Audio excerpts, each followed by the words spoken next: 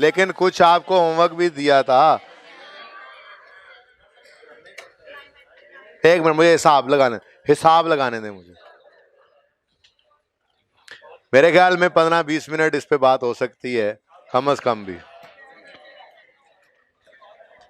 उसके बाद इंशाल्लाह इन्वेंट्री स्टार्ट करेंगे।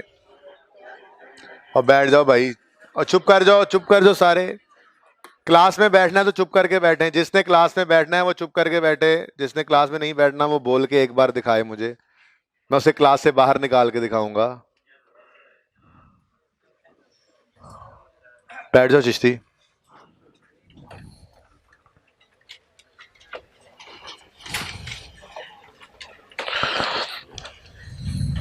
क्वेश्चन नंबर 9 हम कर रहे थे, बोलें।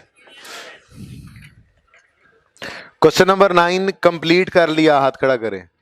क्वेश्चन नंबर 9 कंप्लीट कर लिया था और हो गया था कंप्लीट। कोई एक भी प्रॉब्लम नहीं आई, कोई एक एडजस्टमेंट प्रॉब्लम आई, हाथ खड़ा करें। किसी एक दो में आई? Okay good. मेरे ख्याल में क्विकली इसको देख लेते हैं एक बार, क्विकली इसको देखते हैं एक बार। मैंने 1:15 बजे इंशाल्लाह शार्प कोशिश करनी, जितना काम हो गया हुआ, ये जो बात मैं कर रहा हूँ इस पर जितना काम हो गया हुआ काफ़ी है। उसके बाद हम इन्वेंट्री शुरू कर देंगे। आपको कॉस्ट कार्ड, इन्वेंट्री कार्ड बनाने सिखाने हैं आज, तो इसलिए वो मुझे तकरीबन 45 to 50 मिनट्स चाहिए उनको बनाने के लिए, पहली बार जो ज़िंदगी में आपने बनाने हैं। तो जो चीज़ें इसमें रह जाएंगी अगले 20 से 25 मिनट में हो गई, ठीक है, ना हुई तो वो फिर कल इसी तरह से थोड़ा बहुत। जैसे बैड डाउटफुल डेट चला था हमारा साथ साथ, लेकिन ये इतना नहीं बचा, वो ज़रा ज़्यादा बच गया था। इसके अंदर बस ऐसे ही छोटे मोटे क्वेश्चंस की डिस्कशन है। क्वेश्चन नंबर 9 सामने रखें। कितने बच्चों ने 9 अटेम्प्ट किया है? कितनों ने अटेम्प्ट नहीं किया है? क्या करने आए हो क्लास में तुम एजाज? क्यों नहीं काम किया तुमने? भूल गया था, बड़ी बात है यार।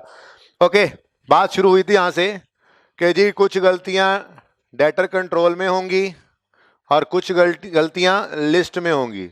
डेटर कंट्रोल की गलतियां सही करने के लिए एडजस्टेड डेटर कंट्रोल अकाउंट बना लेंगे, और लिस्ट की गलतियां सही करने के लिए हम balance as per list of debtors यहां पर लिख लेंगे, ठीक है। और फिर गलतियों को सही करते चलेंगे। अनएडजस्टेड कैरी डाउन, सवाल में गिवन था कितना, बता दें जल्दी से। जो काम बात हो गई थी उसको क्विकली डिस्कस करना है, ठीक है। मैं ज़रा मार्कर ढेर सारे उठा लूँ एक बार, ताकि चलने वाले मार्कर्स हम निकाल सकें। चेक कर दिया करो मुझे। 1096780, ये है अनएडजस्टेड बैलेंस, ये फिलहाल इकट्ठे करते रहो। उसके बाद balance as per list of debtors, list का भी एक टोटल गिवन था, वो कितना था? 240, ठीक है जी। ओके, नेक्स्ट फर्स्ट एडजस्टमेंट क्या थी? फर्स्ट एडजस्टमेंट थी ऑन इन्वेस्टिगेशन, उसने कहा फॉलोइंग एरर्स वर फाउंड, और मैंने कहा था बेहतर है अभी भी रख लो अपने सामने वो सफ़ा, बहुत फायदा है उस सफ़े से। वैसे तो वो मैप आपके दिमाग में बनाने की कोशिश की थी मैंने, लेकिन वो सफ़ा आपके सामने साइड पे पड़ा रहे, बहुत अच्छी बात है। पूरे टेबल पे 1-2 ओपन हो जाए सब बच्चों के सामने, बस वो मैप रहे जो मैप हमने बनाया था, ठीक है, ताकि एडजस्टमेंट वाइज हम बातें डिस्कस करते जाएं। तो पूरे बेंच पे 2 बच्चों के पास होगा तो वो 2-2 3-3 की नज़र में आ जाएगा। इनफ है, हर बच्चे को ओपन करने की ज़रूरत नहीं है। वो पेज ओपन हो गया ना हजरत, इधर से देख लेना, ये 3 बच्चों के पास एक काफ़ी है, ठीक है। ऐसे ही वहां 3 बच्चों के पास एक काफ़ी होगा, खैर से तीनों के पास ही नहीं है। ओके चलें, सुने अब मैं एडजस्टमेंट को पढ़ूंगा फौरन से, आपने ये 5-7 मिनट में सवाल को इसको भुगताना है। ओके जी। On investigation following errors were found, a debtors balance of 28, आगे राउंड करके बोल रहा हूँ 28, प्लीज बेटा। A debtors balance of 28 had been included in total credit sales, had been included in totals में वो included है, पर गलती कहाँ है? But had not been posted to the customers account। कितने बच्चों ने अल्टरनेटिव नेम्स को जाके 2-3 बार पढ़ा था? बहुत इंपॉर्टेंट है उसको पढ़ना, हालांकि आसान है, 2-3 बार आपने उसको पढ़ लेना है घर पे जाके आज लाजमी, ठीक है। बहरहाल ये इंडिविजुअल की बात कर रहे हैं, किसकी बात कर रहे हैं? इंडिविजुअल की। टोटल के बारे में तो कह रहा है कि इंक्लूडेड है, टोटल के बारे में चुप भी होता तो जिस चीज के बारे में हमने देखा हुआ है रेक्टिफिकेशन में कि गलती जिस चीज के बारे में गलत एंट्री में ना बताया करे, हम उसको सही अज्यूम किया करते हैं। ओके जी। तो 28 जो है वो टोटल सेल्स में चला गया है, कस्टमर्स अकाउंट में नहीं आया। अब आपके सामने ये पेज मौजूद है, पेज मौजूद है ना आपके सामने। इसमें आप देखें ये जैसे 50 और 150 निकल कर जा रहे थे सब्सिडरी लेजर्स में, इनमें से एक फिगर नहीं गई उठ के, मिसाल के तौर पे डेटर की एक फिगर नहीं गई, यानी एक सेल हमने इंडिविजुअल में रिकॉर्ड नहीं की। जब हमने इस सेल को इंडिविजुअल में रिकॉर्ड नहीं किया तो उस इंडिविजुअल लेजर का बैलेंस कम हो गया। बोलो, जब वो कम हो गया तो हमने उस कम क्लोजिंग को ही लिस्ट में जाकर ऐड किया, तो लिस्ट का टोटल भी क्या हो गया? कम। ठीक है ना? तो एक डेटर का बैलेंस है जो डेटर के बैलेंसेस में नहीं लिखा, दैट्स इट, तो उसको लिख देंगे। अब एक डेटर का बैलेंस जो ना लिखने की वजह से इसमें शामिल नहीं था, जब उसको हम लिखना चाहें, उसका असर निकालना चाहें, तो हमें यहां पर ऐड करना पड़ेगा या लेस? ऐड करना पड़ेगा या less? Add debtors balance omitted, कितना? 28,420 जी, ऐड कर दिया हमने। ठीक है, यहां पे आप एडजस्टमेंट 1 भी लिख सकते थे, डेटर बैलेंस की बजाय ये देखो आपने लिखा एडजस्टमेंट नंबर 1, ज्यादा इजी है बल्कि ये बात इस तरह से। ठीक है, next adjustment, discount allowed amounting to 3480 were not entered in the customers account. अच्छा ये ना वैसे तो ये अपॉस्ट्रोफी गलत पड़ा हुआ है, ठीक है, ये अपॉस्ट्रोफी प्रिंटिंग मिस्टेक है, ये गलत पड़ा हुआ है। बहरहाल कस्टमर्स अकाउंट को कोई अगर टोटल समझना भी चाहे तो अल्टरनेटिव नेम्स वाली लिस्ट जाकर देखे, कंट्रोल अकाउंट में कहीं पे कस्टमर का नाम नहीं उसने लिखा हुआ था। ठीक है, कंट्रोल अकाउंट में उसने नाम 2-3 ही यूज किए थे, sales ledger control account, debtors control account, total debtors account या डेटर्स एडजस्टमेंट अकाउंट, ये 4 एक नाम थे, बड़े बड़े नाम थे, उनके अलावा इंडिविजुअल में ही थे बाकी बेताशा नाम। ठीक है, तो ये अपॉस्ट्रोफी को ना एस से पहले कर लें अगर कंफ्यूज कर रहा है तो, वैसे कस्टमर का लफ्ज उसने इंडिविजुअल के लिए इस्तेमाल करना होता है। बहरहाल ये अपॉस्ट्रोफी गलत पड़ा हुआ है इस बुक के अंदर, पता नहीं नई बुक में चेंज हो गया हो तो। ठीक है, हो सकता है किसी में चेंज हो किसी में नहीं, बहरहाल सबके लिए एक ही बात कर रहा हूं, ये अपॉस्ट्रोफी एस के पहले है, किसी के पास बाद में है तो उसको पहले कर लें। अब जुमला क्या है? Discount allowed amounting to 3480 were not entered in the customers account. जी, अब देखें एक चीज, ये सवाल बहुत आसान है, ये सवाल बहुत आसान होते हैं, सिर्फ आपने क्या तरतीब रखनी है, सबकी तवज्जो इधर हो। सबसे पहले आपने एरर पढ़ के ये डिसाइड करना है कि ये एरर सही कहाँ होना है, क्या सिर्फ कंट्रोल में या सिर्फ लिस्ट में या दोनों में। एक बार ये डिसाइड हो जाए फिर अगली बात सोचनी है इसका असर क्या है। ठीक है, तो पहली एडजस्टमेंट हमारे सामने आई तो उसने लिखा हुआ था कस्टमर अकाउंट में गलती है, तो हमने कहा अच्छा इसका मतलब उसको दफा करो, फिर इधर आ जाओ। फिर इधर आके सोचा अच्छा डेटर का एक बैलेंस इंक्लूड नहीं हुआ, जब इंक्लूड नहीं हुआ तो डेटर्स के टोटल में वो नहीं शामिल, तो डेटर का टोटल कम है तो उसको बढ़ा लो। ठीक है, सेकंड एडजस्टमेंट में गए, एडजस्टमेंट पढ़ते पढ़ते एंड पे पहुंच के नतीजा अखज किया कि ये गलती सिर्फ कहां है? कस्टमर्स अकाउंट में, यानी इंडिविजुअल में, तो उसको साइड पे रखा और आ गए इस तरफ को। अब यहां पे बैठ के सोचेंगे, ठीक है, यहां पे बैठ के क्या सोचेंगे? डिस्काउंट अलाउ किया है, मैंने आपको पहले दिन जो सफा दिया था उसमें डिस्काउंट अलाउड भी शायद लिखा था, लिखा हुआ है, डिस्काउंट अलाउड की एडजस्टमेंट थी ना किसी एक आध के अंदर। अब देखो डिस्काउंट अलाउड डेटर के बैलेंस को हमेशा कम ही करता है ना, और डिस्काउंट रिसीव्ड क्रेडिटर के बैलेंस को हमेशा कम करता है।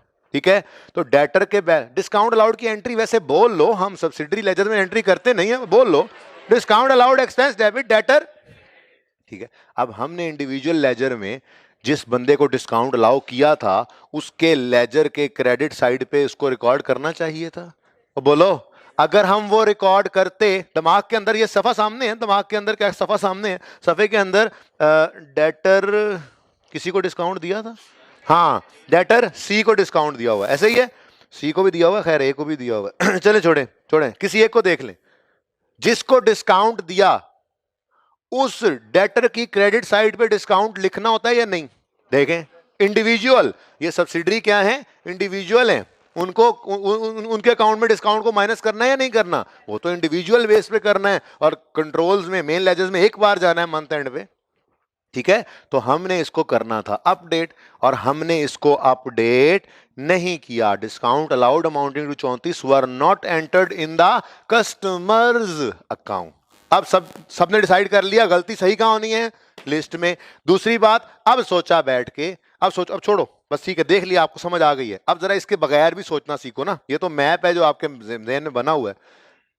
इंडिविजुअल लेजर्स में डेटर की क्रेडिट साइड को कम करना था, यानी डेटर्स को कम करना था 34 समथिंग से, डेटर को कम करना था, नहीं किया। अब कर लो, अगर कम करोगे तो ऐड होगा लेस कर देंगे हम। एडजस्टमेंट नंबर 2, जान छुड़ाओ, पता नहीं क्या अंग्रेजी लिख रही है, एडजस्टमेंट 2 लिखो बस। फिगर है 3480। Simple. Next quickly, number 3, return inward journal. Journal किसे कहते हैं? जर्नल डे बुक को कहते हैं, डिफरेंट नेम में बताया था, ये तो सबसे आसान है। जिसको हम डे बुक कह रहे थे उसको जर्नल भी कहा जा सकता है। सेल डे बुक को sale journal, purchase day book को परचेज जर्नल, ठीक है, and so on. General journal को सिर्फ जर्नल कह देते होते थे, ठीक है। बहरहाल ये ये बुक्स ऑफ ओरिजिनल एंट्री की बात आ गई है। आपके सामने जो सफ़ा पड़ा है इसमें दरमियान वाले कॉलम की कहानी में गड़बड़ होने लगी है। क्या ख्याल है? सफ़ा है ना सबके सामने? बुक्स ऑफ ओरिजिनल एंट्री या बुक्स ऑफ प्राइम एंट्री के अंदर डे बुक्स पड़ी हैं, जिसका दूसरा नाम जर्नल होता है, ठीक है। जर्नल को अंडरलाइन करके आपने लिख लिया होगा डे बुक, मुझे पता है, बड़े तेज हैं आप लोग। आप फिर तेज नहीं है, हो जाए तेज। रिटर्न इन, अब ये बात समझ आ गई कि ये बात किसकी कर रहा है? Books of original entry. वो बाद में आप देखते हैं कि गलतियां कहां पे जाके हिट करना है, ठीक है। रिटर्न इनवर्ड डे बुक, यानी cell return inward cell return journal day book. तो अब मैं यूं कह लेता हूं आपके सानी के लिए, sale return day book was overcasted by 6960। जी, sale day book was overcasted. आपके सामने सफा मौजूद है, आप आ जाओ सेल रिटर्न डे बुक में। नजर आ रही है sale return day book? Cell return day book का टोटल बनता था 75, टोटल बनता था 75। कास्टिंग का मतलब काउंटिंग की गलती होता है, ये ओवर कास्टिंग का मतलब 75 बनता था, 175 लिख दिया, ठीक है। अब जरा देखो, ये 75 की बजाय अगर यहां 175 आ जाए तो ये गलती इंडिविजुअल को जाके हिट करेगी या टोटल्स को? अपने सफे को देखो, तो सफे को देखो, क्या समझ आती है भाई? आगे आ जाओ यार, आगे आ जाओ, साथ हो जाओ। क्या है, टाइम से आया करो। ये सब 6 वाले 7 हो जाएं जल्दी से। आज इन्वेंट्री की बात बोली थी, सारे ही आ गए हैं। बाकी कहां थे आप लोग इतने दिनों से? हैं, उन्होंने छुट्टी की है? ये सब 6-7। हाँ भाई, सवारियां भाई नाला लो जाओ पायन, सवारी जगह बना लो पायन, नवी सवारियां आ रही हैं पायन। जितना किराया, हाँ जी, एक सीट का किराया दिया हुआ है ना, 107 हो जाओ, इतने तुम स्टूडेंट। नालो जाओ पायन, तानू खुली जगह नहीं दी, नालो जाओ, जगह खाली। बैठेगा तो जगह कैसे, जगह बनाओगे तो बैठेगा यार कोई। बेटा अब दिल में वो नहीं ना बैठ सकता बंदा आके।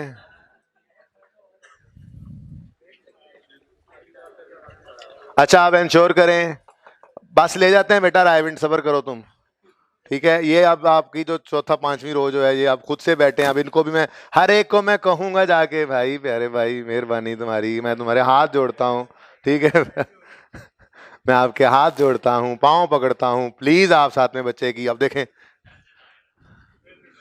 कितना छोटा सा स्टूडेंट, अब कैसे बुरा है। साथ हो जाओ। ओके, सुनो, वापस आओ प्लीज प्लीज। बात पता नहीं कहां से कहां चली गई, ये तुम लोगों की वजह से हुआ है। टाइम से आया करो, आइंदा मैं घुसने दूंगा क्लास में। क्या कह रहा था मैं? सेल रिटर्न डे बुक में नजर जाके रखो। सेल रिटर्न डे बुक में मैं कह रहा हूं बनता था 75 बैलेंस। ओवरकास्टिंग मतलब क्या है? मिसाल के तौर पे 175 लिख दिया।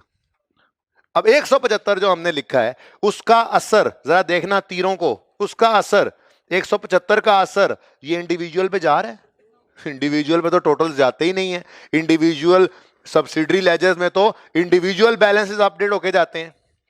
ठीक है, तो ये वाला 175 उठ के कहां गया था, ये एंड पे एक बार एंट्री की थी हमने सेल रिटर्न डेबिट और डेटर क्रेडिट 75 से।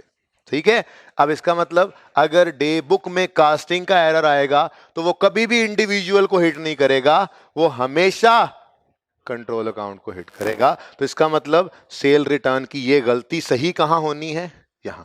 पहले तो ये डिसाइड कर लिया, अब सुकून से देख लेंगे गलती है क्या। ठीक है, तो इस सवाल की हर मुफ्त के नंबर होंगे अगर ये एडजस्टमेंट्स को 2 स्टेप्स में किया करो। पहला स्टेप ये आइडेंटिफाई करो कि ये गलती सही कहां होनी है, ये डिसाइड करने के बाद फिर तसल्ली से सोचो कि गलती का सही करने का तरीका क्या है। अब बताओ सेल डे बुक क्या हुई है, ओवरकास्टेड। मतलब जो हमने एंट्री पास की है sale return debit debtor credit, ये ज्यादा अमाउंट से हो गया है। अगर इसको सही करना है तो यूं कह, ये देखो डेटर ज्यादा क्रेडिट हो गया ना, बोलो सेल रिटर्न डे बुक क्या हुई है, 100 से 75 से 175 पे ज्यादा हो गई।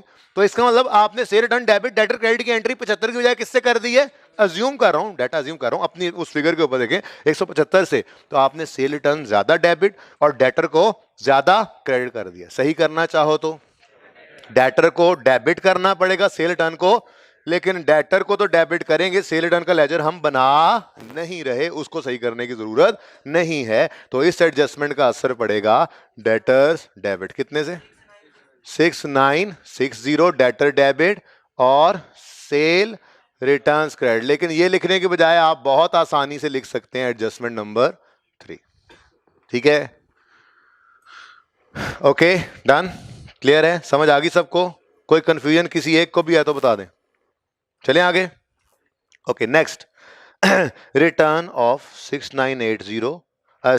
9860 from a customer has not been recorded in the books. देखो not been recorded in the books, underline करो, in the books, not recorded in the books. किताबों में सिरे से रिकॉर्ड ही नहीं की एक चीज, तो ये गलती कहां कहां सही होगी, था सही होगी, मींस जगह जगह सही होगी, मींस 2 ही जगह हैं, दोनों जगह पे इसको सही करना पड़ेगा। ये गलती कंट्रोल में भी सही करनी पड़ेगी, इंडिविजुअल में भी। क्यों? मिसाल के तौर पे सफा अपने आंखों के सामने रखिएगा, ये सफा ये वो मैप है जो सारी जिंदगी आपके काम आता रहेगा अगर आपने इसको अपने पास संभाल के रखा तो। ओके जी, सफा अपने सामने रखिएगा, सफे में मिडल में बुक्स ऑफ ओरिजिनल एंट्री है, जहां पे एंट्री पहली बार आती है तशरीफ लेके आती है। और मैंने कहा था बुक्स ऑफ ओरिजिनल एंट्री में सेल डे बुक का जो सेल डे बुक की जो बुनियाद है, जो सोर्स डॉक्यूमेंट है, वो क्या है, सेल्स इनवॉइस। अब एक सेल हमने सिरे से सेल डे बुक के अंदर लिखी ही नहीं, या सेल रिटर्न सिरे से सेल रिटर्न डे बुक में लिखी ही नहीं। अब एक चीज इस डे बुक में आई ही नहीं, तो ना तो इस इंडिविजुअल ने उठ के, ये इस बैलेंस ने उस सेल डे बुक से उठ के इंडिविजुअल में अपडेट होना है, और ना ही उस बैलेंस ने टोटल में शामिल होके कंट्रोल में जाना है। तो इसका मतलब अगर डे बुक में कोई गलती हो या सिरे से एंट्री आए ही ना, तो उस एंट्री को लिखने का असर या गलती को सही करने का असर, ये दोनों असरात जो हैं ये दोनों जगह पे आएंगे, कंट्रोल अकाउंट में भी और इंडिविजुअल में भी। ये बात समझ आई है? किस बच्चे को नहीं समझ आई ये बात, मैं फिर बोलूं, प्लीज बताएं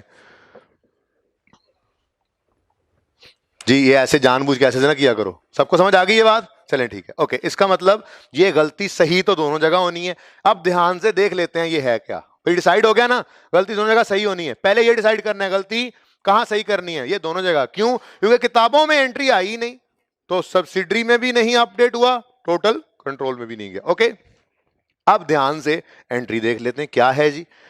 return of this from a customer. Customer से रिटर्न तो परचेज रिटर्न होती है ना, कस्टमर से रिटर्न है सेल रिटर्न है। Okay, sale return of 9860 had not been recorded in the books, यानी हमने सेल रिटर्न रिकॉर्ड नहीं की। तो तरतीब भी वही रखते हैं, हम सेल रिटर्न अगर रिकॉर्ड करते तो सेल रिटर्न पहले अपडेट होती इंडिविजुअल में, और सेल रिटर्न ने डेटर को बढ़ाना था या कम करना था? Sale return debit, debtor credit, कम करना था। तो हमने वो नहीं रिकॉर्ड की थी, तो इंडिविजुअल अपडेट नहीं हुआ, उस फलां डेटर का लेजर क्रेडिट यानी कम नहीं हुआ। तो अब कर लो, मसला क्या है? 6-9, वही मुझे 6-9 ही लग रहा है पहले दिन से ही, पहले टाइम से जी। 69860 ये हो गया माइनस सेल रिटर्न है। सेल रिटर्न पर लिख लो एडजस्टमेंट नंबर 4, सेल रिटर्न जो रिकॉर्ड नहीं हुई थी।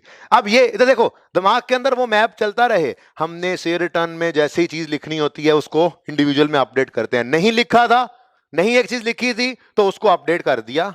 अब उसने टोटल में शामिल होना होता था और एक टोटल की एंट्री एंड पे होती थी, ये वहां पे भी शामिल नहीं हुआ। इसका मतलब इसकी एंट्री कंट्रोल में भी पास करनी है। जो एंट्री बनेगी सेल रिटर्न डेबिट डेटर। अब ये सेल रिटर्न का लेजर हम बना नहीं रहे, बहरहाल चलो एडजस्टमेंट नंबर 4 यहां पर आप क्रेडिट कर दो 9860। क्या बात है, 9 बोल दिया मैंने आज, सही है। अब एडजस्टमेंट 4 पे पहुंचे, एक ही सवाल होना है। एडजस्टमेंट 5, चलें आगे, यहां तक कोई कंफ्यूजन? एडजस्टमेंट 5 थोड़ा बैठ के पढ़ ही लूं, सांस ही ले लूं, सांस।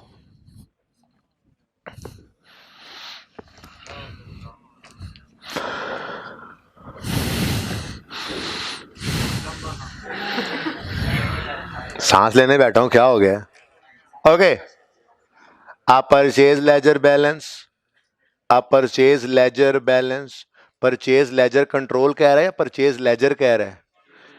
मैंने याद नहीं पढ़ाया था, सिर्फ सेल लेजर का लफ्ज मैंने कहा था। सेल लेजर कंट्रोल कहे तो कंट्रोल अकाउंट्स की बात कर रहा है, सेल लेजर कहे तो डेटर की बात कर रहा है, इंडिविजुअल की, याद है? अब जिन्होंने वो नाम पढ़े थे जाके अल्टरनेटिव नेम्स, उनको फायदा हुआ होगा। जिन्होंने नहीं पढ़े थे काइंडली वो पढ़ लीजिएगा आज में लाजमी जाकर, ठीक है? बहुत फायदा होगा। 5 एक दफा पढ़ लेना, याद नहीं करना, बस 5 दफा उनको पढ़ लेना, बस दैट्स इट, समझ आ जाएगी। अच्छा सुनो, ये डिस्टरबेंस क्यों बाहर से आ रही है? डिस्टरबेंस बंद कर दो, थोड़ी देर बंद कर दो, फिर ओपन कर देना, फिर बंद कर देना, फिर ओपन कर देना। ओके, क्या बात हो रही थी? हाँ, मैंने आपसे कहा था सेल लेजर लिखा हो तो मतलब वहां पे पढ़ाया था, मतलब इंडिविजुअल डेटर की बात कर रहा है। और सेल लेजर कंट्रोल लिख दे तो मतलब कंट्रोल अकाउंट की, डेटर कंट्रोल अकाउंट की, ठीक है? ऐसे ही परचेज लेजर घर पे उन्होंने पढ़ा होगा, मैंने कहा था परचेज और क्रेडिटर वैसा ही पढ़ लेना। परचेज लेजर अकेला लिखा हुआ है तो इसका मतलब इंडिविजुअल क्रेडिटर, और परचेज लेजर कंट्रोल, ये परचेज लेजर कंट्रोल लिखा होता तो इसका मतलब क्रेडिटर कंट्रोल अकाउंट की बात कर रहा है, ठीक है? अब यहां वो क्या लिखता है? Purchase laser, purchase laser underline करके लिखो इसके, मैंने मारना है day book. Purchase laser, purchase laser क्या बना? ये क्रेडिटर अकाउंट। काफी है, सिर्फ आप लिख लो क्रेडिटर अकाउंट, आपको इजी लग जाएगा। डेटर अकाउंट या कस्टमर्स अकाउंट जैसे लिखा होता है, ऐसे ही क्रेडिटर अकाउंट या सप्लायर्स अकाउंट अकेले का, ठीक है? एक बंदे का, तो आपने लिखा क्रेडिटर अकाउंट, एस भी नहीं लगाया आपने साथ, ठीक है? Creditor account. अब मैं पढ़ूंगा भी ऐसे ही, creditor account balance of 15,000 has been set off against sale ledger. क्या है? सेल लेजर, डेटर अकाउंट लिखो अंडरलाइन करके, डेटर अकाउंट नाम पढ़ाए थे। सेल लेजर है तो debtor account, sale ledger control होता तो डेटर कंट्रोल अकाउंट। बहरहाल अब जुमला यूं रह गया हमारा, a creditor ledger balance of 15 has been set off against debtor ledger balance in the control account but nothing had been recorded in the customers account. जी कॉन्ट्रा एंट्री याद है आपको कि हमने दोनों जगह करनी होती थी, हम इंडिविजुअल में भी अपडेट करते हैं और जाहिर सी बात है यहां पे भी करनी होती है। अब वो कह रहा है एक कॉन्ट्रा एंट्री है खैर से 15,080 रुपए की, वो control Contra entry control accounts में हो चुकी, इंडिविजुअल में नहीं हुई, कस्टमर्स अकाउंट। तो फिर हमें क्या करना पड़ेगा? हमें कंट्रोल को सही कर लेना है। कंट्रोल तो ऑलरेडी सही है, तो पहले तो ये बताओ कि गलती कहां सही करोगे? लिस्ट में, लिस्ट में क्या करना पड़ेगा? अब जरा ज़हन पे एंट्री दोहराओ ज़हन में। क्रेडिटर, डेबिट, डेटर, ये है लिस्ट ऑफ डेटर्स, ठीक है। तो इसलिए क्रेडिटर्स के ऊपर जो असर होना है वो साइड पे रखो, हम अपने असर की बात करते हैं, ठीक है। हमें तो यही असर देखना है ना हमने तो, ठीक है। तो क्रेडिटर, डेबिट, डेटर, ये काम यहां नहीं हुआ। डेटर क्रेडिट यानी कम नहीं हुए, तो कर लो माइनस 15,080 या तुसी जो भी लिख लें, लेस लिखिएगा बस। एडजस्टमेंट 5, ठीक है। Okay, next. Okay, number 6, sale day book. लो जी, ये तो आपने ऐसे, मैंने कहा था लेफ्ट हैंड से कर लिया होगा आपने ये एडजस्टमेंट को, तो अब कर लेंगे एटलीस्ट जी। सेल डे बुक, दरमियान में चली गई है वो, आपकी नजर फौरन दरमियान में गई जहां डे बुक्स पड़ी है। Sale day book has been overcasted by 26। Sale day book पे आपकी नजर पड़ी हुई है, उसमें आपको पता लग गया कि अगर ओवरकास्टेड है तो इसका मतलब है ओवर काउंटिंग। इंडिविजुअल नहीं, टोटल की गलती है, कास्टिंग एरर। अब ये टोटल की गलती ने इंडिविजुअल को हिट करना है? नेवर, इंडिविजुअल को कभी नहीं करेगा। तो ये कहां पे हिट करेगा? टोटल आके कंट्रोल को। अब पहले ये डिसाइड हो गया कि लिस्ट को नहीं छेड़ना, डेटर कंट्रोल को छेड़ना है, ठीक है। तो भाई वो वाला मैप ही है जो पहले दिन से चला आ रहा है। ये सवाल कुछ भी नहीं है जिनके जहनों में ये मैप बैठा हुआ है, और वो सारी लॉजिक इतवार वाले दिन वाली क्लियर है, ठीक है। ये सफा आप रोज सुबह दोपहर शाम पढ़ा करें, ठीक है। ओके, सुने भाई, टाइम अप हो गया, टाइम अप हो गया, जल्दी करने दें मुझे, बात ये पूरी करने दें, please please please please please please please चुप करें जी। Sale day book has been, अब पता लग गया कि गलती सही कहां करनी है? कंट्रोल में। अब आके ध्यान से देखते हैं गलती है क्या। सेल डे बुक को दफा करो। अब सेल ओवरकास्टेड, सेल बढ़ गई। सेल की एंट्री, वो सेल डे बुक से सेल की एंट्री हुआ क्या करती थी? डेटर, डेबिट, सेल, ओवरकास्टेड ज्यादा रिकॉर्ड कर दी, डेटर ज्यादा डेबिट, सेल ज्यादा क्रेडिट। तो सही करने के लिए क्या करना पड़ेगा? सेल डेबिट डेटर क्रेडिट ना। अब सेल का काउंट तो हम बना नहीं रहे, तो सिर्फ डेटर को क्या कर देंगे? Credit sale over casted. बल्कि इसकी बजाय यही बेहतर था, यही टाइम बचाने के लिए लिख लेते एडजस्टमेंट नंबर 6। कितना? 809860, ठीक हो गया जी। बात समझ रहे हो? Okay, next number 7, are debtors account. Are debtors account, पहले तो ये बताओ ये गलती किसकी कह रहा है? डेटर्स अकाउंट का मतलब तो इंडिविजुअल ही है, ठीक है। हाँ, डेटर्स का मतलब तो इंडिविजुअली है। वॉज चार्ज विद इंटरेस्ट, ये समझाता हूँ इंटरेस्ट क्या है। फिलहाल जरा ट्रांजैक्शन को समझ लें, फिर एंट्री करने के वक्त मैं समझाता हूँ कि ये इंटरेस्ट की बात क्या कर रहा है। पहले सिर्फ ये डिसाइड कर लेना कि गलती सही करनी कहाँ है, फिर आराम से कर लेते हैं एडजस्टमेंट को डिस्कस करके। A debtor's account was charged with interest of 1160, but it was not recorded in the debtor's account was charged का मतलब उसमें चार्ज कर दिया है, but was not recorded in control account, ठीक है। इसका मतलब गलती को यहां सही नहीं करना, इस गलती को कंट्रोल अकाउंट में सही करना है। अब गलती है क्या, वो तसल्ली से समझते हैं, उसमें मसला कोई नहीं है, ठीक है। चार्ज क्या, ये ट्रांजैक्शन पहली बार आई है आपकी जिंदगी में, ये आप लोगों को समझ शायद ना आई हो, ठीक है। अब ध्यान से सुनिएगा। है तो वैसे बहुत बुरी बात, लेकिन अब क्या कर सकते हैं, कुछ लोगों की बुरी आदतें होती हैं, हराम खाना ही है उन्होंने, ठीक है। एक डेटर है, एक डेटर है एक कंपनी का। उस डेटर के 1 जनवरी 12 पे लेट से कोई डेट नहीं था। इस पीरियड में उसको सेल्स की गई, ठीक है, 10,000 रुपए की। और इस पीरियड में उसने 31 जनवरी 12 मंथ एंड पे, मिसाल के तौर पे, उसने अभी तक कोई पैसे नहीं दिए हुए थे। 10,000 क्या है? इससे रिसीवेबल। अब मंथ के एंड पे इसको बताया गया, ओ भाई तुम्हें नहीं पता कि अल्लाह माफ करे 1 महीना टाइम है तुम्हारे पास, और उसके बाद तुमने अगर पैसे पे ना किए तो तुम्हें इस पे सूद देना पड़ेगा, ठीक है। उसने कहा शर्म करो, अल्लाह से जान गया। उन्होंने कहा मैं कर लूंगा। आजकल लोग ऐसे ही कहते हैं, ठीक है। तो बस फिर वो इंतजार कर रहे हैं अब। चले, तो 10,000 रुपए क्या कहा गया उसको? 10,000 रुपए आज ही दे दो, ये लो यकम फरवरी कर लेते हैं, यकम फरवरी 12, अगला महीना पहला दिन आ गया भाई, ये पैसे आज ही दे दो, नहीं तो आपको कोई इंटरेस्ट चार्ज करेंगे, मिसाल के तौर पे 10% पर एनम, 10% पर एनम, ठीक है।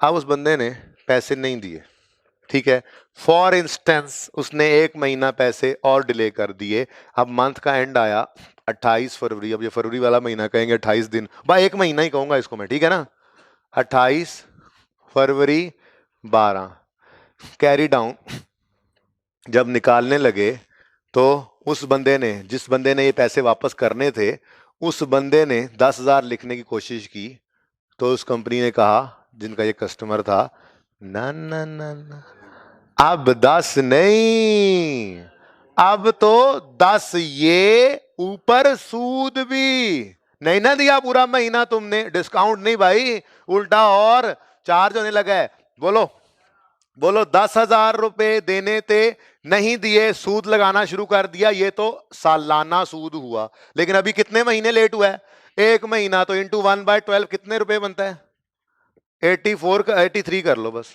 ये देखो यही बनता है, 83 रुपीज बनता है, बोलो 83 रुपए बनते हैं। अब इस 83 की एंट्री, वो जिसको ये इंटरेस्ट पड़ा है उसका तो ये एक्सपेंस है ना, लेकिन इस भाई साहब की ये क्या है, इनकम और इंटरेस्ट इनकम, इंटरेस्ट इनकम 83, क्या क्रेडिट, हाँ क्रेडिट है, ये क्रेडिट है, ठीक है। क्या ये पैसे आ गए, बोलो ये पैसे आ गए हैं, नहीं ये पैसे नहीं आए, तो कैश तो डेबिट हो नहीं सकता, तो फिर अब क्या करें, डेटर डेबिट कर लें, अलग से कोई डेटर क्यों स्टैंड करें, जिससे ये पैसे आने थे 10,000, ये 83 भी उसी से ही आने हैं, तो एंट्री पास करेगी ये कंपनी, डेटर यही वाला डेबिट और इंटरेस्ट इनकम क्रेडिट 83 से, ठीक है, डेटर यही वाला जिससे ये पैसे आने थे 10,000, उसी से अब ये इंटरेस्ट लेना है इन्होंने, तो डेटर यही वाला डेबिट इंटरेस्ट इनकम क्रेडिट। ये तो हो गया सारा कॉन्सेप्ट ना आपके लिए, ठीक है। इस कॉन्सेप्ट में बात क्या हुई जी, 28 फरवरी 12 को एंट्री पास हुई है, डेटर ये वाला डेबिट 83 से, और इंटरेस्ट इनकम इन्होंने क्रेडिट की होगी 83 से, और अब ये 1,083 रुपए इससे जालिम जो है ये इससे रिसीव करेंगे। अब 10,000, ठीक है, तो ये 10,083 पे पहुंचा कैसे, इंटरेस्ट चार्ज हुआ है, इंटरेस्ट चार्ज कैसे हुआ, डेटर को बढ़ा दिया, इनकम रिकॉर्ड कर ली, क्यों चार्ज हुआ सारी कहानी मैंने आपको समझा दी, किसी को कंफ्यूजन है तो बताएं जी, बोले बेटा। एक्सपेंस और इनकम में डेटर का नाम है ए, ये डेटर ए है कंपनी का नाम है XYZ, कंपनी XYZ ने डेटर, कंपनी XYZ ने ए से कितने रुपए लेने हैं, 10,000, कंपनी XYZ ने कहा डेटर को, अगर तुमने ये 10,000 1 महीने के अंदर ना दिए तो अगले आने वाले वक्त में तुम्हें इस पे इंटरेस्ट पे करना पड़ेगा, तुम्हें इंटरेस्ट पे करना पड़ेगा। अब 1 महीना उसने लेट कर दिया, ये कैलकुलेशन समझ में आती है, ठीक है, 83 रुपए का इंटरेस्ट बना, ये 83 रुपए का इंटरेस्ट छोड़ो अभी कंपनी XYZ को, मिस्टर ए की बात करो, जो डेटर था कंपनी XYZ का, मिस्टर ए ने कहा, ओए होए 83 रुपए का एक्सपेंस पड़ गया मुझे, उसका तो इंटरेस्ट एक्सपेंस ही है ना, इंटरेस्ट एक्सपेंस डेबिट, और उसकी किताबों में एक लायबिलिटी आ रही थी जिसका नाम था क्रेडिटर XYZ, जो 10,000 की आ रही थी, उसमें 83 का इंक्रीज आ गया, ये उसने रिकॉर्ड किया एंट्री, लेकिन हम उसकी किताबों की तो बात ही नहीं कर रहे, उसका एक्सपेंस बना था क्योंकि उसने पेमेंट लेट की थी, ये 83 भी अब उसको पे करने पड़ेंगे, बात समझ आई है, एक्सपेंस किसका बना, ए का, ठीक है। अब आए XYZ के पास, इनके तो पैसे रिसीवेबल बढ़ गया है ना, इन्होंने पहले उससे 10,000 लेना था, अब 10,083 लेने की बात कर रहे हैं, तो इनका तो डेटर बढ़ गया, डेटर डेबिट, क्यों बढ़ा? इनको ये सूद अब इनकी इनकम बन गई है, इंटरेस्ट इनकम क्रेडिट, ठीक है। तो जब वो कहेगा debtor is charged with interest, तो डेटर को इंटरेस्ट चार्ज करने का मतलब ये कतन नहीं है कि डेटर को इन्होंने इंटरेस्ट देना है। इन्होंने किस बात का इंटरेस्ट देना होगा? वो तो उसने पैसे देने हैं, लेट करेगा तो वही इंटरेस्ट पे कर रहा होगा। क्लियर? ठीक है। तो ये सारी बात थी, और असल में ये काम अब ये कॉन्सेप्ट खत्म हो गया, ठीक है। अब ये काम इंडिविजुअल में हो गया था और कंट्रोल में नहीं हुआ था, तो कर लो। अब फिगर वो उसने दी हुई थी, वो तो एग्जांपल मेरी होगी ना। अब बता दो क्या कहता है वो, कहता क्या है? एडजस्टमेंट तो पढ़ दो। एडजस्टमेंट है our debtor account was charged with interest of 1160 but it was not recorded in the, तो इंटरेस्ट चार्ज करना है तो 1160 इंटरेस्ट एडजस्टमेंट नंबर 7 पे पहुंच गए। वाह भाई वाह। इंटरेस्ट इनकम भाई, इंटरेस्ट इनकम। अब ठीक है, सेल भी तो इनकम थी। सेल जब बढ़ती है तो सेल डेटर को बढ़ाती है ना, ऐसे ही ये इंटरेस्ट ने भी डेटर को बढ़ाया है, क्योंकि ये भी इनकम थी। वो हलाल थी, ये हराम है, बस फर्क ये ध्यान करना। दुनिया में नहीं फर्क पता लगता, दुनिया में तो दोनों एक जैसे पैसे ही होंगे। 1000 10,000 वाले नोट भी वैसे ही होंगे, 83 में भी वैसे ही नोट होंगे, बस रंग मुख्तलिफ होगा करेंसी की वजह से। आखिरत में छितर निकालेंगे ना अगले।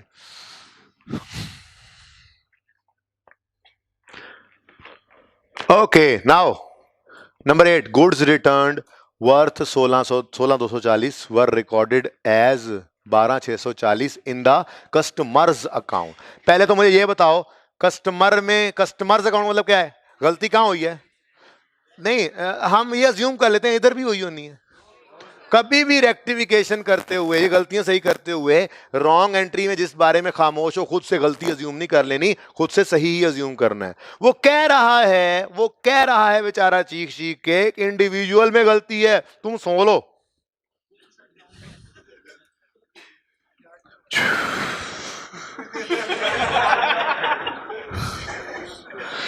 जी बच्चों, प्लीज प्लीज प्लीज।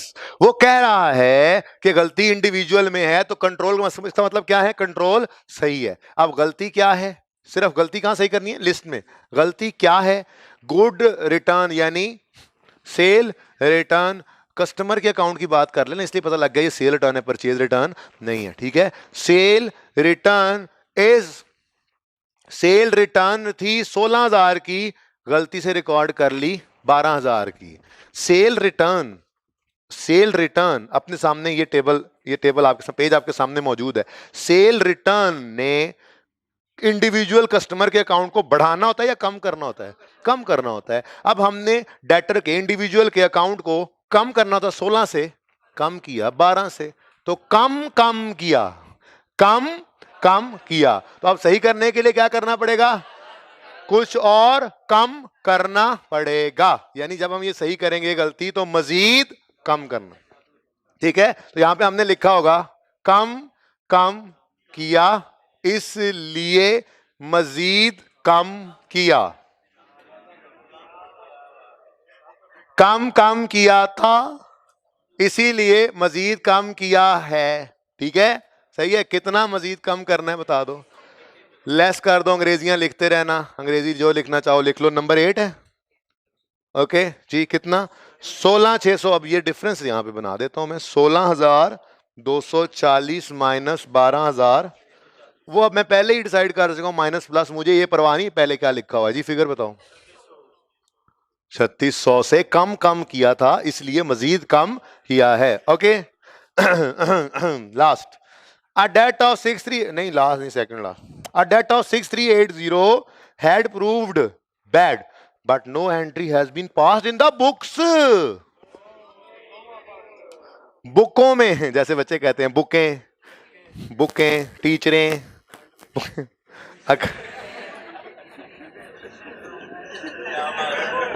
सुने, बुकों में एंट्री ही नहीं हुई सिरे से। तो जब बैड डेट की एंट्री बुकों में ही नहीं हुई, तो ना ही वो इंडिविजुअल में सही हुई, ना ही वो कंट्रोल में। तो बैड डेट की एंट्री होती है bad debt debit debtor credit, adjustment number 9। ओह, कितना जी 6380 और यहां पे भी डेटर्स को कम करो 6380 दोनों ही जगह पर ये एंट्री सही होगी। ये बैड डेट लेस हो गए एडजस्टमेंट नंबर 9। हाँ जी लेस लिखा तो हुआ है दिसदा नहीं। Okay welcome. Discount allowed amounting to 4640 had been posted to the debit side of customers account. अरे गलती को बाद में सोचेंगे, पहले ये पक्का उसूल, पहले ये सोचो गलती सही कहां करनी है।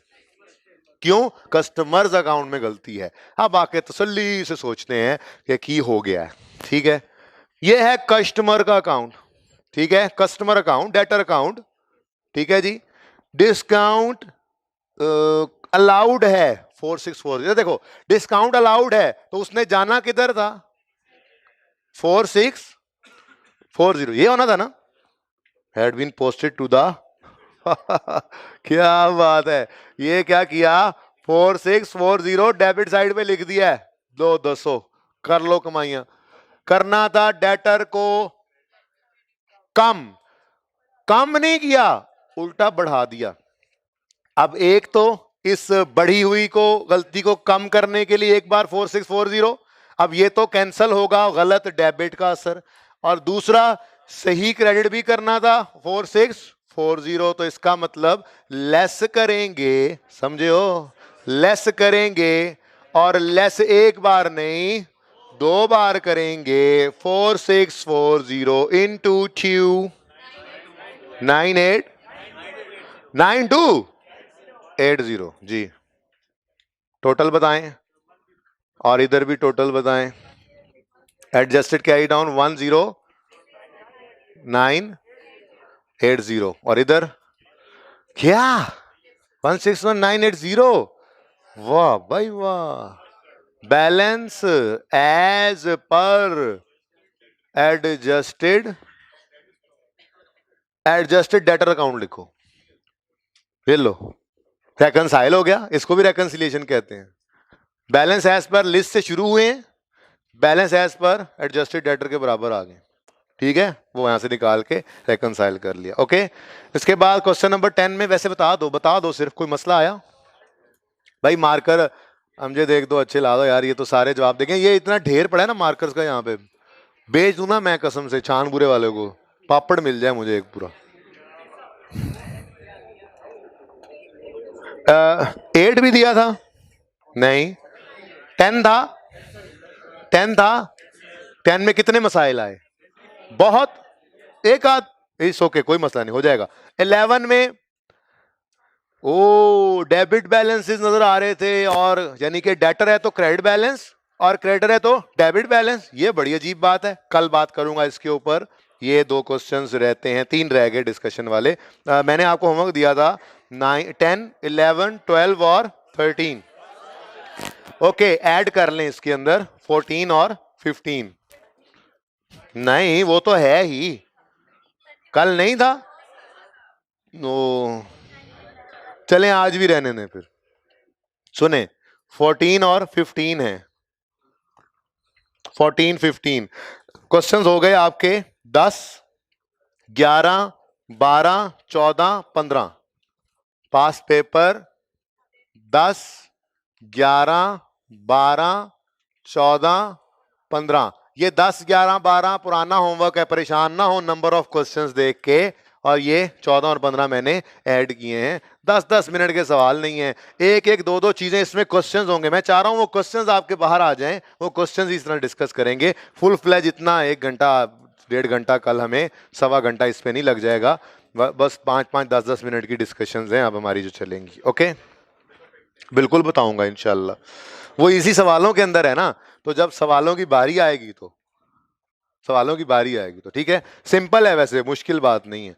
इसी तरह से जैसे ये शायद सबसे मुश्किल एडजस्टमेंट थी जो आपको समझ ना आ रही हो, उसके अलावा सारी एडजस्टमेंट्स ऐसी आसान है। छोटी छोटी एग्जांपल से समझाता जाऊंगा। फिलहाल हेडिंग बनाएं IAS2 इन्वेंट्रीज, एटलीस्ट हेडिंग बनाएं। नया टॉपिक शुरू होना बहुत जरूरी होता है मोटिवेशन के लिए। कुछ भी ना करें ना तो नया टॉपिक शुरू हो जाए, बस नाम ही लिख लें। मैंने तो कभी कभी ऐसा भी किया था, सिर्फ नाम लिख दिया था। ये किसी ने नोट तो नहीं करना था? सोल्यूशन बेटा किताब के अंदर है ना, सोल्यूशन मैं कह रहा हूं किताब में है।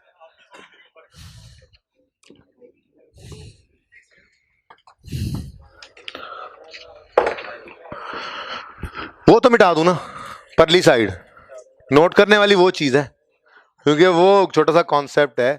किसकी हेडिंग दे ली होगी आपने, मुझे पता है।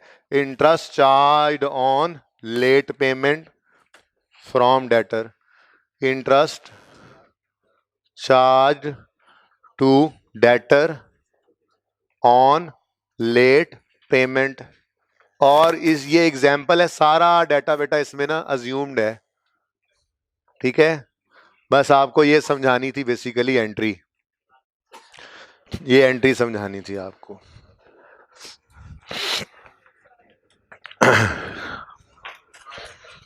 ये ओके, मार्कर वाले भाई आ जाओ, ब्लैक मार्कर दे दो मुझे, ये सारे ब्लैक उठा लो यहां से,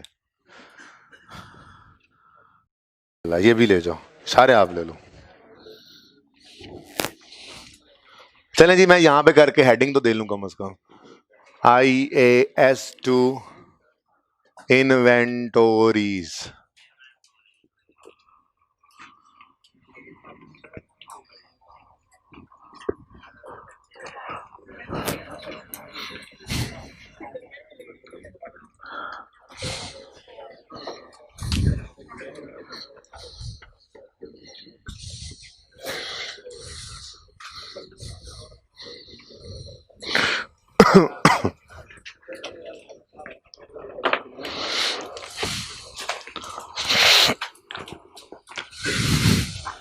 हाँ जी, चावल पसंद करेंगे गंदुम?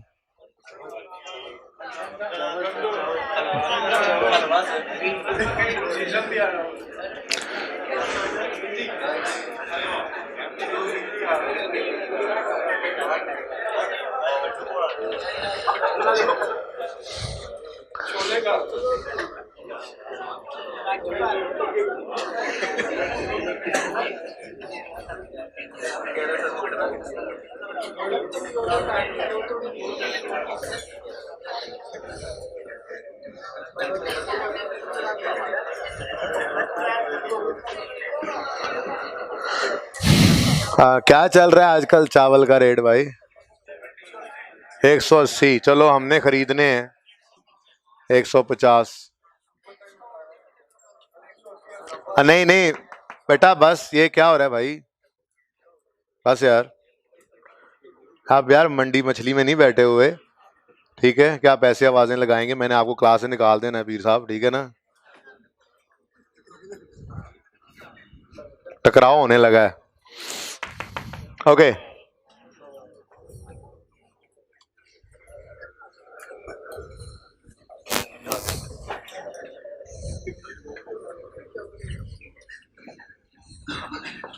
ओके, मैं नहीं पढ़ाऊंगा आगे नई चीज अगर चुप नहीं करेंगे तो। अच्छा जी, हमने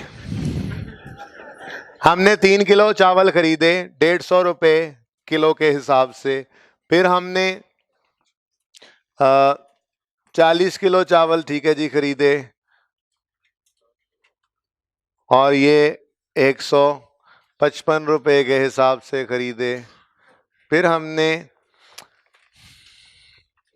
70 हो गए। फिर 30 किलो चावल खरीदे और ये हमें मिले 160 रुपए के हिसाब से, ठीक है जी। मुख्तलिफ औकात में खरीदे होंगे, ठीक है जी। तो अब तो अपनी औकात में नहीं रहे, खैर जब औकात में थे तो मुख्तलिफ औकात के अंदर हम ये चावल, नए पाकिस्तान में जब नहीं होते थे तो ये हमने काफ़ी चावल खरीद लिए।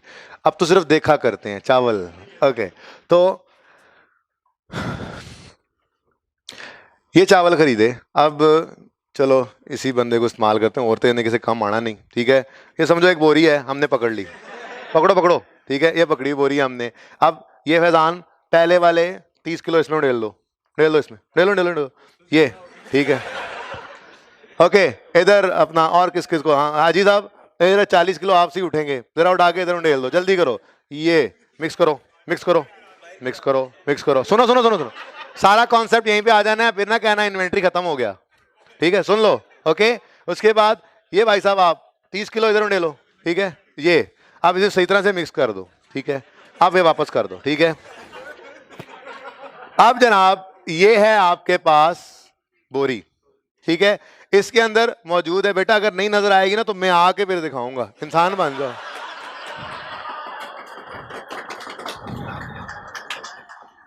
इतनी ज्यादा हंसने वाली बात नहीं थी। ओके सुने, अब ये बोरी, चलें अब बस ना यार, बात असल में इफेक्टिवनेस खत्म हो जाएगी फिर, हंसते हंसते समझ लिया करो लेकिन हंसे ही ना जाया करो।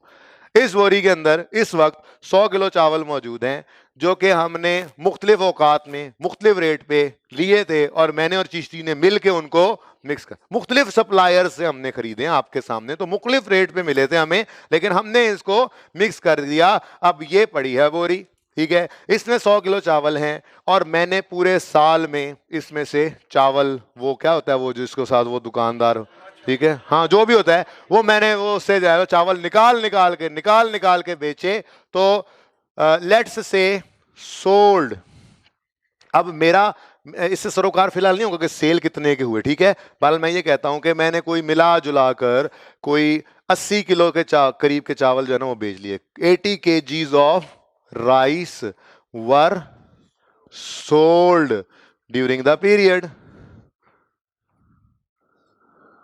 तो जब 80 किलो बिक गए तो फिर रिमेनिंग कितने हैं, ये क्या है, ये क्या है, परचेजेस, ये क्या है, सेल्स।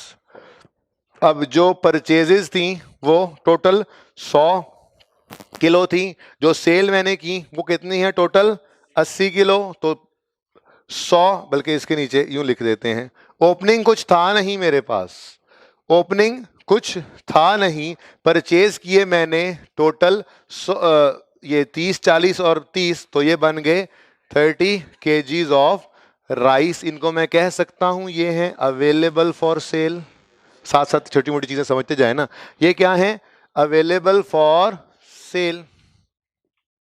अब मैंने यही कहा 100 में से 80 kgs of rice were sold, मैंने 100 में से जो अवेलेबल थे मुझे फॉर सेल, उनमें से मैंने 80 बेच लिए, ठीक है जी, तो मेरे पास कितने बच गए, ये 20 kgs ऑफ राइस क्या है, क्लोजिंग स्टॉक। ये मेरे पास क्या पड़ा हुआ है, याद है आपको पहले दिन की वो डेफिनेशन के unsold items which were purchased for selling purpose, ठीक है, तो मैंने सेलिंग पर्पस के लिए ये 100 किलो चावल खरीदे थे, 80 बेच लिए, 20 रह गए, तो ये 20 मेरे पास क्या है, closing stock.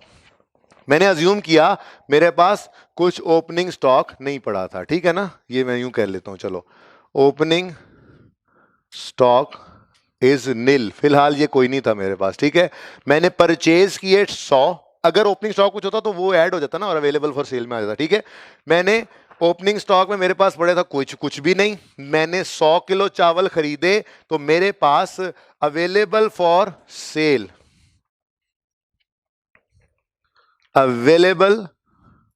Available for sale कितने किलोज पड़े हैं, 100 किलोज मेरे पास अवेलेबल हैं फॉर सेल। अब थोड़ी देर बाद खोल दो, ठीक है जी, उसमें से मैंने कितने किलोज बेच दिए, इधर देखें, सोल्ड, अवेलेबल फॉर सेल थे 100, बेच दिए 80, तो 20 क्या हो गए, क्लोजिंग में मेरे पास स्टॉक में पड़े, ठीक है।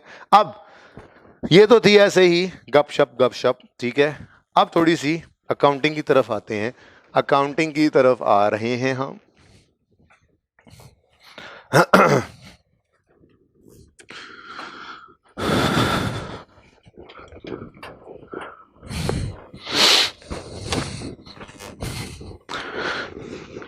आपको ये पता है कि हमने बैलेंस शीट बनानी होती है और बैलेंस शीट में करंट एसेट्स के अंदर क्लोजिंग स्टॉक आया करता है, ऐसे ही है, आता है क्लोजिंग स्टॉक, यही कॉस्ट ऑफ सेल में भी माइनस होता नजर आता है, बहरहाल बैलेंस शीट। अब मैंने बैलेंस शीट में क्लोजिंग स्टॉक लिखना था, तो मैंने यहां पर लिखा 20 किलो चावल लिख सकता हूँ ना? लिख सकता हूँ? नहीं लिख सकता। 20 किलो चावल कैसे लिख सकता हूँ? फाइनेंशियल स्टेटमेंट्स तो इन रुपीस बनती हैं, तो 20 किलो चावल की कोई जगह नहीं है, तो मुझे कोई ना कोई वैल्यू निकालना पड़ेगी कि ये 20 किलो चावल कितने के, ये 20 किलो चावल कितने के हैं। तो अब मुझे मुसीबत पड़ गई। क्यों? क्योंकि मैंने और चिश्ती ने तो मिल के सारे चावल मिक्स कर दिए थे। अब सारे चावल मिक्स्ड हैं, ये 20 पता नहीं इस 150 वाले में से पड़े हैं या 155 वाले में से या 160 वाले में से, ये तो हमें पता ही नहीं है, हमने तो खूब मिक्स कर लिया। ये भाई साहब ऐसे मुस्कुराने की कोशिश कर रहे हैं। इन्होंने कहा सर मैंने तो चूजों वाला रंग कर लिया था, पहले 30 आए थे मैंने उन पे पीला रंग किया, दूसरे वाले आए मैंने उन पे लाल रंग किया, तीसरे वाले आए मैंने उन पे सब्ज रंग किया। अब ये रंग पे मैं बैठ के एक एक दाना अलग कर लूंगा, देयर इज नो इश्यू, मैं बड़े आराम से निकाल लूंगा। हमने कहा तुम तो हो ही वेले, तुम्हारी तो दुनिया की अंदर कुल मताई शायद यही चावल हैं जो एक बार तुमने खरीदे हैं और 80 बेचे हैं और 20 रहते हैं, हमारे पास और भी बड़े काम हैं, ऐसे नहीं हम कर सकते बैठ के हम रंग रंग अलग करते रहें। ठीक है, तो चूजों वाला रंग नहीं लगाना, ठीक है, ऐसी कोई भी मशवरे को अपने पास रखना। स्टैंडर्ड से हमने जाके पूछा भाई स्टैंडर्ड अब हम क्या करें, हमें तो नहीं समझ आ रही, चिश्ती और मैंने मिलके चावल मिक्स किए हुए हैं, ओ भाई ओ भाई ओ भाई चावल मिक्स हो गए हैं यार इधर। ठीक है, सुनो सुनो सुनो सुनो, ठीक है, अब क्या करें, ये 20 कौन से वाले हैं? स्टैंडर्ड ने कहा मेरी तरफ से 2 अल्टरनेटिव अजम्पशंस आपको अलाउड हैं, मेरी तरफ से 2 अल्टरनेटिव अजम्पशंस आपको अलाउड हैं। या तो आप ये अज्यूम करो कि जो पहले आए थे वो पहले चले गए, कहते हैं इसको first in first out, first in first out, उर्फे आम में इसको कहा जाता है फाइफो। क्या है जी? ये कहता है, ये अजम्पशन कहती, ये असल में स्टैंडर्ड हमें इजाजत देता है, स्टैंडर्ड ने हमें इजाजत दी कि अज्यूम कर लो, अज्यूम कर लो, हालांकि ऐसा असल में है नहीं, मैंने और चिश्ती ने मिक्स कर दिए थे चावल, लेकिन स्टैंडर्ड की अलाउड अजम्पशन है, स्टैंडर्ड की इजाजत शुदा एक अल्टरनेटिव अजम्पशन है। स्टैंडर्ड कहता है अज्यूम करो जो फर्स्ट इन हुए थे वो फर्स्ट आउट हो गए, तो फिर ये 20 कौन से वाले होंगे? भाई जो देखो ना टोटल कितने बिके हैं, 80, मतलब 30 तो पक्का गए, सबसे पहले आए थे, ये चावल खराब हो रहे थे हमने जल्दी जल्दी बेच दिए। टमाटर समझ लो इनको, ठीक है, टमाटर पहले वाले जल्दी बेचेंगे, फर्स्ट इन फर्स्ट आउट, ताकि वो खराब ना हो। ठीक है, तो जब इस साल में 80 किलो बिके हैं तो हम स्टैंडर्ड कह रहे हैं अज्यूम करो फर्स्ट जो इन हुए थे वो फर्स्ट आउट हुए, तो मतलब पहले 30 तो पक्का गए, ये 40 भी पक्का गए, क्योंकि 80 बिके हैं, ये तो 70 बनते हैं, जो फर्स्ट इन हुए थे वो फर्स्ट आउट हुए हैं, तो फिर ये वाले 20 किस में से पड़े हैं? 30 में से। अब मसला ही कोई नहीं रहा, हमने कहा जी 20 केजीज हैं इनटू ₹160 पर केजी, तो कॉस्ट ऑफ स्टॉक कितनी है? 3200। अब हमारे पास एक फिगर है जिसको हम शो करेंगे, फिलहाल मैं आज यही कह रहा हूं, फिर एक एनआरवी का कॉन्सेप्ट भी आएगा इंशाल्लाह आने वाले दिनों में। 3200 ठीक हो गया जी, ये बात समझ आ गई? ठीक है, तो इजाजत दी स्टैंडर्ड ने कि ईयर एंड पे आपके पास स्टॉक पड़ा है, आप कोई एक रेट लगाना चाह रहे हैं, काफी सारे रेट्स पड़े हुए हैं, तो क्या करो, ये अज्यूम कर लो फर्स्ट जो इन हुआ था वो फर्स्ट आउट। ऐसा भी हो सकता था क्लोजिंग में 40 पड़े होते, 40 पड़े होते, तो फिर हम कहते 30 इसमें से हैं और 10 पुरानों में से हैं, फर्स्ट इन फर्स्ट आउट। बहरहाल ये बातें इंशाल्लाह चलती लेंगी, आज तो पहला लेक्चर है, ठीक है, मैंने सिर्फ ये 2 मेथड्स आपको समझाने थे। एक और अजम्पशन भी है, स्टैंडर्ड कहता है जैसे आपने और चिश्ती ने मिलके सब कुछ मिक्स किया वैसे ही रेट भी मिक्स कर दो, यानी कोई अलग अलग रेट ना रखो बल्कि एक एवरेज रेट निकाल लो, ठीक है, लेकिन एवरेज सिंपल ना हो, एवरेज सिंपल ना हो, ये नहीं करना 150 जमा 155 जमा 160/3, इसको सिंपल एवरेज कहते हैं, ये नहीं करना, बल्कि वेटेड एवरेज लेना, वेट्स को भी कंसिडर करना है, इसको उर्फे आम में कहा जाता है एवको, ऐसे ही। अब वेटेड एवरेज मेथड क्या है, इधर देखो, वेटेड एवरेज में 20 केजीज 20 केजीज जो स्टॉक है उसको रिकॉर्ड करने के लिए ना 150, ना 155, ना 160, बल्कि टोटल करेंगे इन सारे रेट्स का भी, टोटल करेंगे इन सारी क्वांटिटीज का भी, इन सारी क्वांटिटीज को इन सारे रेट्स के टोटल के ऊपर डिवाइड करेंगे तो एवरेज रेट निकलेगा। कैसे? बड़ा आसान काम है, इधर देखें, ये एवरेज रेट यहां पे करके निकाल लेते हैं। मैं निकालने लगा हूं एवरेज रेट। एवरेज, इधर देखें, एक बात ध्यान से देख लें, आज पहला दिन है, सारी चीजें सीखने वाली इधर ही हैं। एवरेज, एवरेज मेथड अगर होता ना, एवरेज मेथड, तो हम लिखते 150 जमा 155 जमा 160 बटा 3। But this is simple average, this is not required. ये सही नहीं है, क्योंकि जितना ज्यादा खरीदा हुआ माल, ज्यादा रेट, जिस रेट के ऊपर सबसे ज्यादा खरीदा हुआ माल पड़ा है, सही मानों में तो ज्यादा रेट उसी की तरफ जाना चाहिए ना, तो उसूली यही सही बनता है। तो फिर हमने कहा, स्टैंडर्ड ने कहा सिंपल एवरेज नहीं, यूज एवरेज कर लो, लेकिन कौन सा? Weighted average. तो वेटेड एवरेज क्या है? वेटेड एवरेज ये है, सारी क्वांटिटीज को पकड़ो जी, 30 किलो थे, 40 किलो था, और फिर 30 किलो था, हमने कहा, और डिवाइड करो इनको रेट्स सारे के सारे पकड़ के, 150 प्लस 155 प्लस 160, आंसर बताओ। Oh sorry sorry sorry, total cost नहीं निकाली, टोटल कॉस्ट जी, टोटल कॉस्ट जी, टोटल कॉस्ट, सॉरी सॉरी, उन सब की कॉस्ट 30 इंटू 150 टोटल कॉस्ट जी। उसके बाद सॉरी सॉरी सॉरी, देखें, उसके बाद 40 केजीज इंटू 155, टोटल कॉस्ट को डिवाइड करेंगे ना टोटल यूनिट से, वेट्स लेकर आ रहे हैं, प्लस 30 इंटू 160, ये आ गई हमारे पास टोटल कॉस्ट। ऐसे ही है, 150 यूनिट कितने के आए, सॉरी 30 यूनिट्स कितने के आए, टोटल आ जाएगा। 40 कितने के आए, टोटल आ जाएगा। 30 कितने के आए, टोटल आ जाएगा। अब नीचे हमने क्या लिखना है, अब ये टोटल कॉस्ट आ गई, अब 30 प्लस 40 प्लस 30। अब मुझे बताओ आंसर क्या है, रुपीज 155 आ गए। अच्छा, ये महज इत्तेफाक है,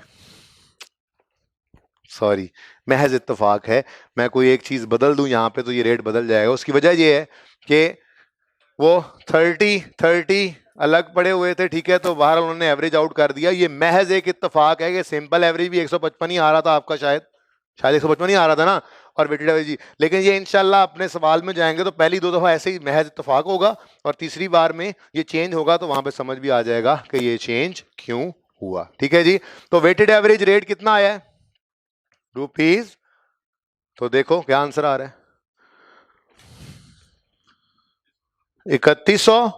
अब देखें बेटा, दोनों मेथड्स में कॉस्ट बदल रही है, बिल्कुल बदल रही है। ये भी एक एस्टिमेट ही होता है एंड पे आकर, ठीक है, और अलाउड है, पर कोई एक लगाना है, दोनों नहीं लगा देने, ठीक है। तो भाई ये बात समझे हो, ये एंड पे गए तो सबसे पहली चीज हमें क्वांटिटी चाहिए थी जी। क्वांटिटी है कितनी हमारे पास क्लोजिंग स्टॉक की, हमने देखा जी 100 पड़े थे, 80 बेच दिए, 20 पड़े हैं। इस 20 को किस रेट पे लें, सेंडर ने कहा टेंशन ना लें, फिलहाल आप ये करें, ये स्टॉक लें और इसको फाइफो की बेसिस पर वैल्यू कर लें, या एफ को। हमने कहा फाइफो क्या, हमने कहा जो पहले आए थे पहले चले गए, क्लोजिंग स्टॉक मोस्ट रिसेंट में से पड़ा है। हमने कहा और एफ को क्या, उसने कहा जी कि जो पहले आए थे या बाद में आए थे, जैसे चिश्ती और आपने मिक्स किए थे वैसे ही इनके रेट्स को भी मिक्स कर दो। तो एवरेज रेट कैसे निकालें भाई, एवरेज रेट निकालो, total cost divided by total units कर दो, total cost divided by total units कर दो, यानी वेट्स भी आ जाए, सिंपल एवरेज मत लेना, ठीक है। कोई एक मेथड लगाना है, दोनों मेथड नहीं लगा सकते आप। तो फिलहाल ऐसे ही इस छोटी एग्जांपल के अंदर कोई एक मेथड सेलेक्ट कर लिया, और फिलहाल कर क्या लिया, वो पहले मैं लिख चुका हूँ 3200, तो अज्यूमिंग मैंने फाइफो यूज किया था, मेरे पास 3200 पे स्टॉक आ रहा है। पर ये मसला, ये बड़े होकर आपको पता लगेगा, ये पॉलिसी है, कंसिस्टेंटली अप्लाई होती है, इसमें चेंज नहीं किया जाता फिर बार बार कि जब लगे स्टॉक बढ़ाना है, फाइफो में कभी बढ़ा लो, कभी एफको में बढ़ा लो, ऐसे नहीं कर सकते। एक बार सिलेक्ट करो, कंसिस्टेंटली अप्लाई करना पड़ता है, चेंज करो तो गड़बड़ हो जाती है। एक स्टैंडर्ड बड़े होकर एफआर 2 में पढ़ोगे, वो पूरी अकाउंट फाइनेंस स्टेटमेंट्स को हिला के रख देता है, वो कहता है क्यों बदला है ऐसी चीज को, 2 नंबरियां नहीं चलेंगी, ठीक है। तो अजम्पशन है फर्स्ट टाइम स्टैंडर्ड ने कहा हाँ जी क्या करना चाहोगे, जी हम FIFO यूज करते हैं, ठीक है, कंसिस्टेंटली अप्लाई करना। चेंज हो सकता है, ये नहीं कि चेंज नहीं हो सकता, लेकिन बहुत नागुजीर वजूहात होती हैं, उसके पीछे फिर बहुत सारे ड्रामेबाजियां करनी पड़ती हैं, फाइनेंशियल स्टेटमेंट्स के अंदर नोट शोट देने पड़ते हैं, पॉलिसी का जी चेंज कर लिया पॉलिसी, और जब से चेंज हो रहा है पता नहीं क्या कुछ करना पड़ता है। तो इसलिए बस आपके लेवल की बात सिर्फ इतनी है, दोनों में से कोई एक आप इस्तेमाल कर सकते हैं, जो एक इस्तेमाल करेंगे फिर वो कंसिस्टेंटली इस्तेमाल करेंगे। ओके ठीक है, चले भाई। ये बुक है मेरे पास अमजद आज इन्वेंट्री वाली। अच्छा, ये जिसकी बुक है वापस कर देना उसको।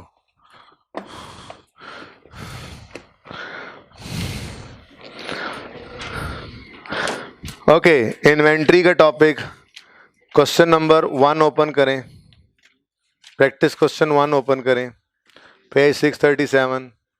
कल का बताया हुआ है, बुक्स लेके आइएगा, 100 लेके आनी चाहिए थी।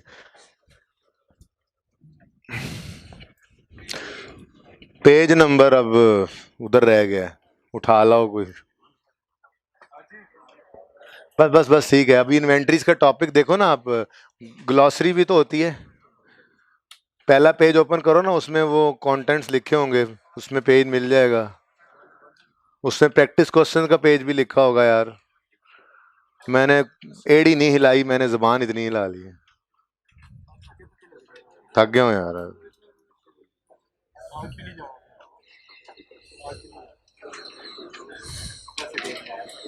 तुम क्लासें क्यों मिस कर रहे हो यार? जी सब बच्चे, कितने बच्चों के पास बुक नहीं है आज? इन बच्चों को तो ना क्लास से बाहर निकाल देना चाहिए। कितने बच्चों के पास नहीं है किताब? ये 20 कॉपीज करवा लो यार इस क्वेश्चन की, वैसे तो आते तक क्लास का टाइम खत्म हो जाना है। जी अच्छा, तस्वीर खींच के अपनी एक्सेस में ले आए, इतना टाइम नहीं है, ठीक है। ओके, कल जो करना है जिन्होंने वो आज चले जाएं बेटा। Umar limited uses perpetual inventory system, underline करें परपेचुअल इन्वेंट्री सिस्टम। कल इंशाल्लाह इस पे पूरा लेक्चर लगेगा, कल लगे या परसों लगे, जब भी लगे। दो सिस्टम्स यूज होते हैं, ये क्या है प्लीज?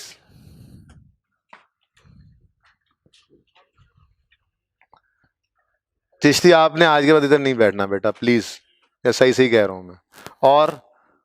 और उसके अलावा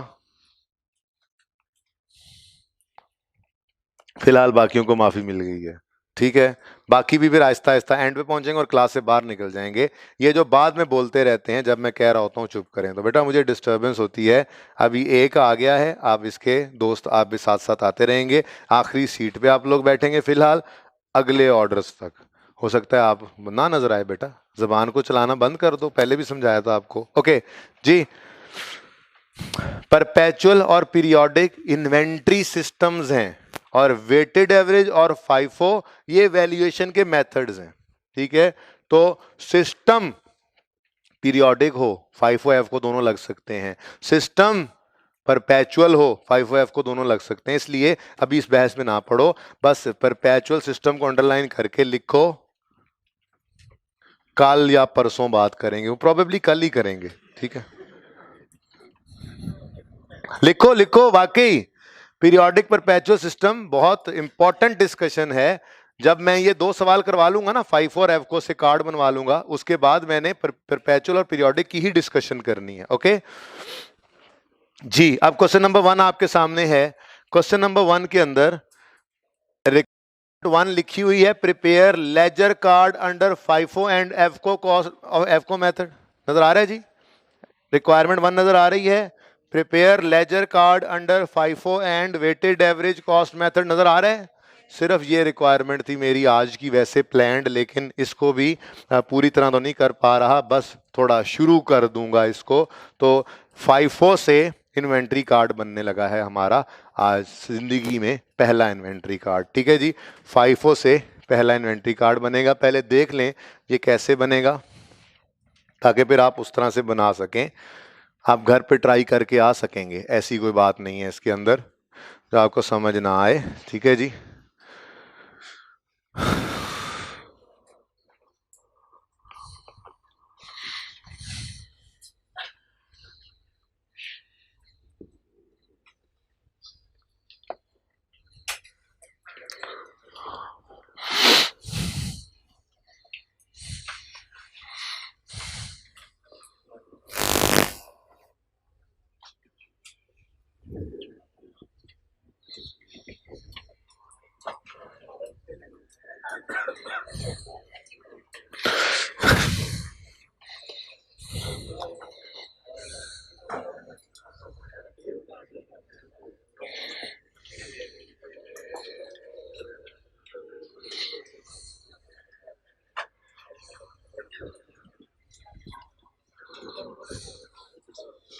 तीन चीजें होंगी, तीन चीजें होंगी जी।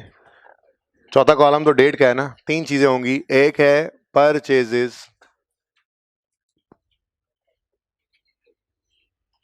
ये मेरे टीए ही बोले जाते हैं, दूसरे ने क्या चुप करना, मुसलसल।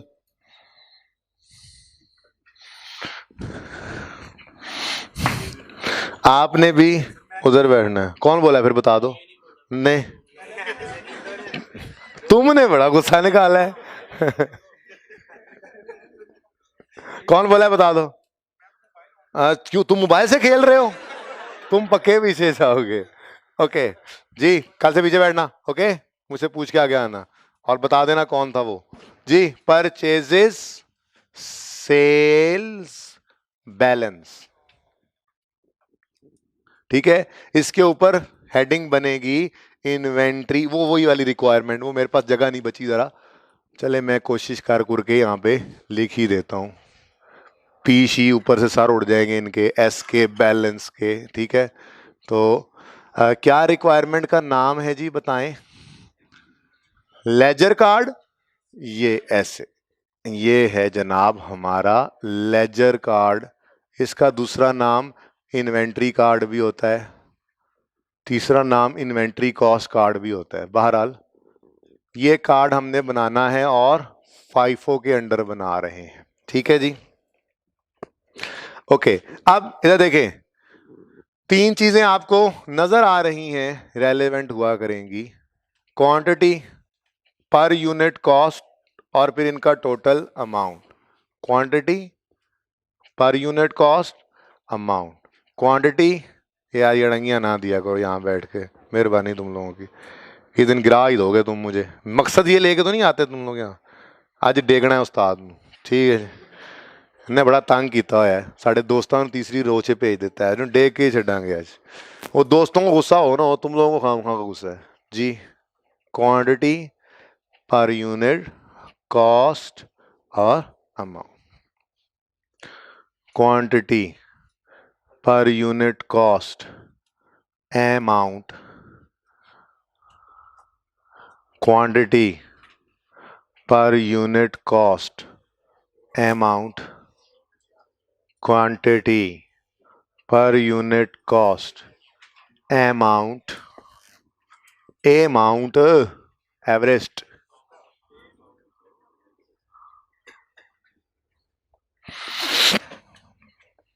ओके, नाउ सवाल आपके सामने है, सवाल का डाटा पढ़ें। परपेचुअल पीरियोडिक का होता है वो अभी हमें नहीं पता। The beginning inventory of toothpaste and data pertaining to its purchases and sales during February 12 are shown below. मैं अगले 2 से 3 मिनट में ये सवाल आपको स्टार्ट करवा के दूंगा, जिसको इंशाल्लाह आप खुद खत्म कर लेंगे, ठीक है। मैं कल आके इसी से बात शुरू करूंगा, लेकिन कोशिश करूंगा आपसे पहले पहले कोई ना कोई बच्चा मैं यहाँ से बता दूंगा जिसको, वो ये कॉलम इतने बना के रखेगा तो क्विकली बात शुरू हो जाएगी, ठीक है। पर जो लाइनें सीधी लगा सके, कौन है वो? तारिक, तुमसे लाइनें सीधी नहीं लगनी, पहले भी तुमने 1-2 बार ट्राई की थी। नहीं, लाइनें इससे भी सही नहीं लगती। बोर्ड के ऊपर लाइन लगाना है समथिंग एल्स। तुम करोगे मेरा ये काम, और सीधी लकीरें होनी चाहिए। डेट शीट चाहे तो मैं खुद ही लिख लूंगा। ये डेट का कॉलम, ये परचेज, सेल, यहाँ पे हर एक के 3 दिन कॉलम, यहाँ से शुरू करके यहाँ तक खत्म हो जाना चाहिए ऐसे ही, ठीक है। फोटो खींच लेना, लकीर टेढ़ी है तो फिर देखें, पसंद ना आए तो फिर मुझे खुद बनाना पड़ेगा ना, तो 2 बंदों की मेहनत लग जाएगी, इसलिए सही से बनाना है। पता लगे इनको कि तुम बना लेते हो, उस्ताद बनने की पूरी तुम्हारे अंदर कैपेबिलिटी मौजूद है। ओके जी, बिगनिंग इन्वेंट्री कितनी है? 1 फरवरी को ओपनिंग स्टॉक, 1 फरवरी को ओपनिंग स्टॉक। डेट यहाँ पे लिखेंगे, इधर देखें सब, 1 फरवरी। ये पूरा तो होना नहीं कि साथ साथ नोट करने की मुसीबत पड़ी हुई है, इसलिए सब समझ ले तो ज्यादा बेहतर है, ठीक है। 1 फरवरी को क्या है? Opening stock. अब ये देखो, ये देखो, ये देखो, ओपनिंग स्टॉक परचेज में आएगा। कॉमन सेंस यूज करो, कोई ऐसी कोई साइंस नहीं है। ये तो सबसे, मैं तो कहता हूं आज सबसे आसान स्टैंडर्ड मिला है हमें, अब आकर पहुंचे हैं सबसे आसान स्टैंडर्ड पे। कब से हम ढूंढ रहे थे सबसे आसान स्टैंडर्ड, सबसे आज मिला है आके, ठीक है। Common sense, opening stock purchase तो नहीं ना हो सकती, क्या इस साल की परचेज है ना, वो तो परचेज हुआ होगा पिछले साल। ओपनिंग स्टॉक इस दफा की परचेजेस नहीं है, इस दफा की सेल्स भी अभी नहीं है। तो स्टार्ट होगी जो बात 1 फरवरी को, ओपनिंग स्टॉक की कहीं लिखने की जरूरत नहीं है, बैलेंस में नजर आएगा वो कितने यूनिट्स हैं बताओ। 5 यूनिट्स, 28 पर यूनिट और 140। ये इतनी सी बात है, ये कॉस्ट कार्ड बनने लग गया। आप तो पूरी लाइन लगा सकते हैं, मैं नहीं लगाऊंगा, मैं वो पूरी लाइन लगाते लगाते टेढ़ी हो जाती है लाइन, ठीक है। उसके बाद आगे बताओ फिर क्या हुआ। 4 फरवरी को परचेजें हुई, परचेजें, परचेजें हुई भाई अली, परचेजें हुई। परचेजें होंगी तो बैलेंस के कॉलम में डायरेक्ट लिखेंगे या परचेजों के कॉलम से लेके जाएंगे। परचेज हो गई, परचेज हो गई है तो लिखो यहां पे 4 क्वांटिटी, कितने कितने यूनिट्स, 5, 5 खरीदे हैं, कितने का हर एक, 32 का तो 160। अब इधर देखो इंपॉर्टेंट बात, फाइफो के अंदर एफ को भी ना करना, फाइफो के अंदर सिर्फ फाइफो कंप्लीट करके आना। 5 अलग रखने हैं क्योंकि हमने फर्स्ट इन फर्स्ट आउट लगाना है ना, तो हमें देखना होगा कौन से वाले कितने पड़े, कौन से वाले कितने, एवरेज आउट नहीं करना, ठीक है। 5 पहले से पड़े थे, 5 और आ गए, वो 28 वाले थे, ये 32 वाले आ गए, और ये हमारे पास स्टॉक की पोजीशन है 4 फरवरी की शाम और उससे ऑनवर्ड्स। 4 फरवरी की शाम और उससे ऑनवर्ड्स हमारे स्टॉक की ये पोजीशन है, पोजीटियन पोजीशन, ठीक है। फिर क्या हुआ 18 फरवरी को, अभी चोरी चोरी भी कराएंगे स्टॉक, टेंशन ना लो तुम, ठीक है। आग भी लगाएंगे, तुम्हें भी लगेगी आग, फिर समझ तो आएगी नहीं तुम्हें जी।